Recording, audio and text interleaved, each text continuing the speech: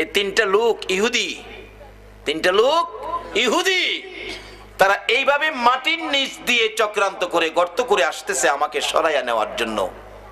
তুমি তাদেরকে প্রতিহত করো। স্বপ্নে দেখছেন, উঠে বসে গেলেন, কি দেখলাম, আবার শুয়ে গেছে, ঘুমিয়ে গেছে। নবীজি আবার ডাক দিলেন, কারণ কালকে সারাদিন সারা রাত মাটি করলে আমারে বের করে ফেলবে। জঙ্গি নুরুদ্দিন, ঘুমিয়ে গেছো? আমি ডাকলাম শুনলা না?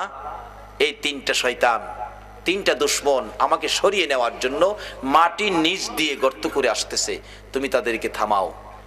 নুরুদ্দিন উঠে বসে কিছুক্ষণ চিন্তা করলেন, রাত্র গভীর, কি দেখলাম, আবার শুয়ে গেছে। তিনবারের মাথায় রাসূল একটু কষ্ট মনে বলছে, নুরুদ্দিন আমার কথাটা শুনলা না?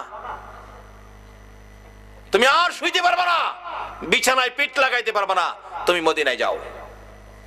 বাদশা জঙ্গি নুরুদ্দিন রাত্র গভীর পাগলা ঘন্টা